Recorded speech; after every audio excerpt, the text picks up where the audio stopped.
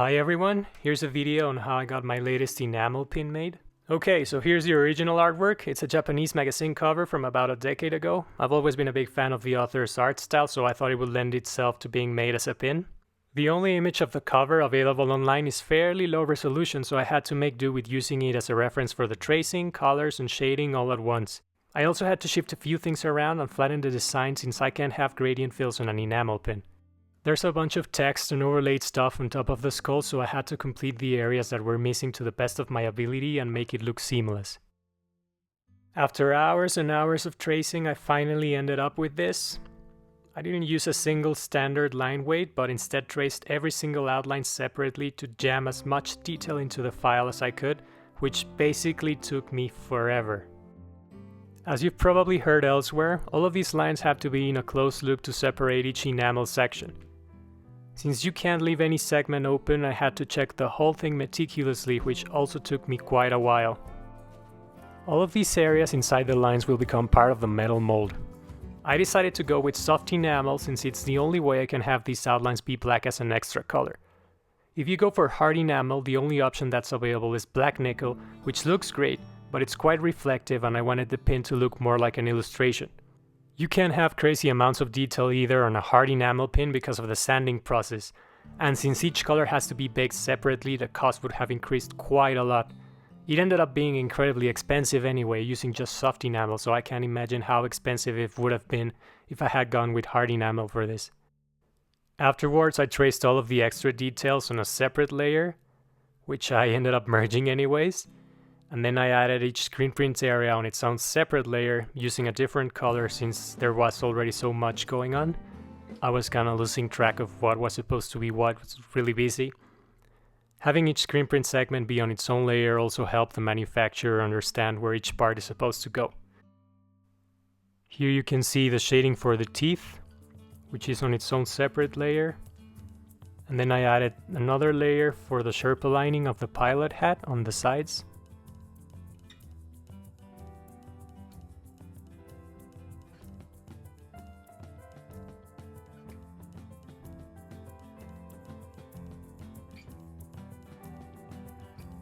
And then there's some small highlights on the leather part of the helmet.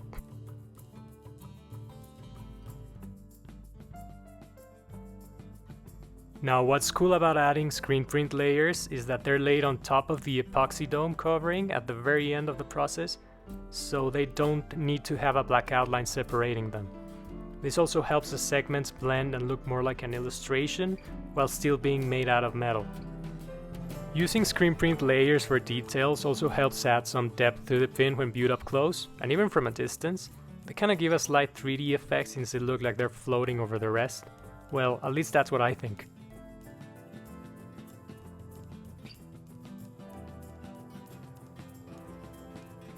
As you can clearly tell from this, there's a lot going on, a lot of anchor points. This basically took forever. Here's how the metal mold outlines are supposed to look after being dyed in black with all the line work done.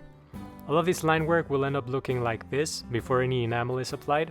I use live paint to showcase how it's supposed to look just to make sure everything's going okay.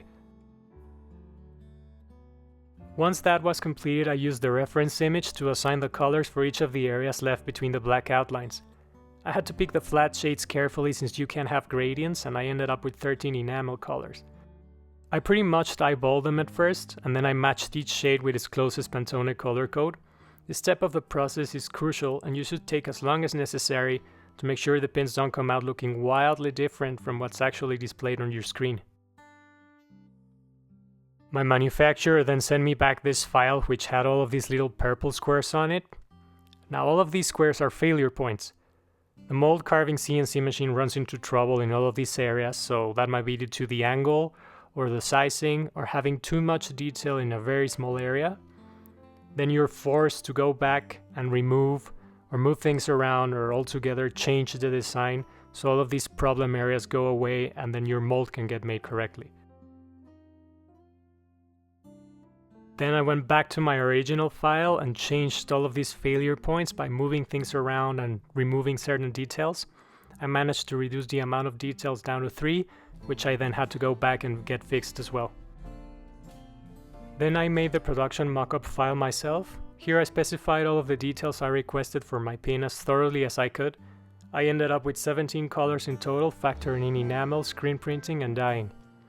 I also added glitter in 3 different areas, including the eye, metal goggles, and bone, in order to have them glisten and glow under direct sunlight. This mockup also included the amount of back posts, a custom backstamp, and laser numbering for each pin in the production run.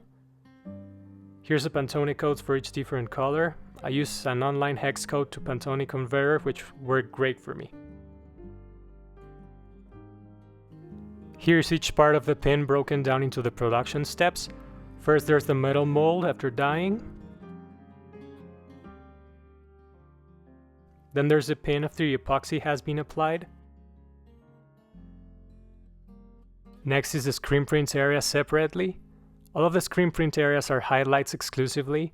I assigned the lightest color of each of these segments as a screen print layer to help them pop more from the background since they're supposed to be directly lit. And here's the Pantone colors for the screen print. After a couple of days, my manufacturer sent me their own production file to confirm everything was correct. This included the sizing, how it was supposed to look after dyeing and coloring, as well as the amount of glitter for each part.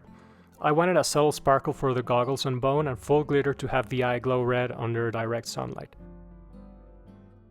A few days after I paid for my order, I started receiving pictures of the pins as they moved along the manufacturing process. I don't have a picture of the metal mold by itself, but to start things off, here's the pin after it was dyed and had all of the enamel colors and glitter applied. At this early stage, it looks just like your typical soft enamel pin with the pooling and texture between its raised ridge. It doesn't look that great yet because there's too many small details and the extra reflections due to the pooling make it look way too busy. In this close-up you can see the glitter amount added on top of the enamel in each of the areas. This next picture is after the epoxy covering was applied. I'm very glad I found a manufacturer that uses epoxy that doesn't yellow over time, which was also a big issue I had to get sorted out. As you can tell, it flattened the whole pin and removed the reflections among the outlines. It looks more like an illustration from far away, but it's still all completely made out of metal and enamel, so it doesn't look as cheap as a simple UV printed pin. Next up is the pin after having the screen print enamel layers applied on top of the epoxy dome. As you can see, it helps separate the highlights from the background color and it adds a subtle 3D effect since the epoxy is underneath the plastic filling. It is much more noticeable up close, but I think it works particularly well for the white bone part of the skull's lower third. The Sherpa lining on the sides of the hat also benefits a lot from having a separate contrast area since it takes up a lot of real estate in the full design. Finally, here's the final production shot after a second round of polishing to add some extra shine and remove any slight scratch marks or clouding.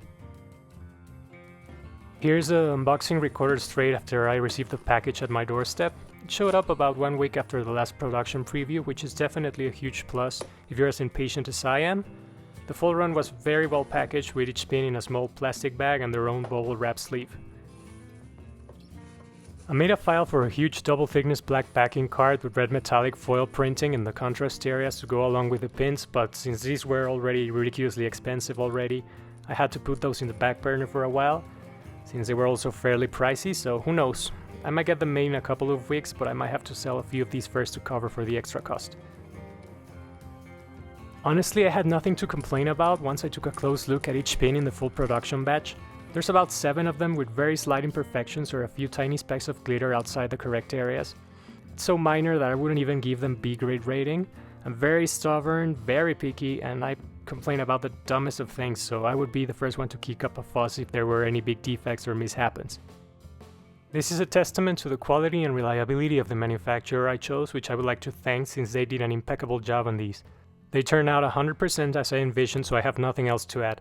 I think they're very high quality and they look badass. It also helps that they're nearly 3 inches wide as well, so they're very detailed.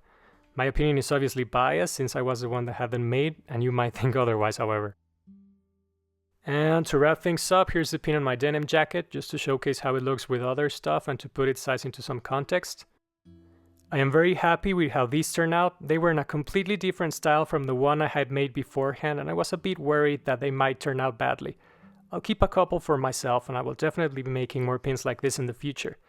If you made it this far into the video, thanks a lot for watching, and if you would like to purchase one, feel free to hit me up, and I'll work out a way to have it shipped to you safely and cheaply since they're quite expensive. There's only 50 of them, however, so I think they're definitely worth it. And thanks for watching.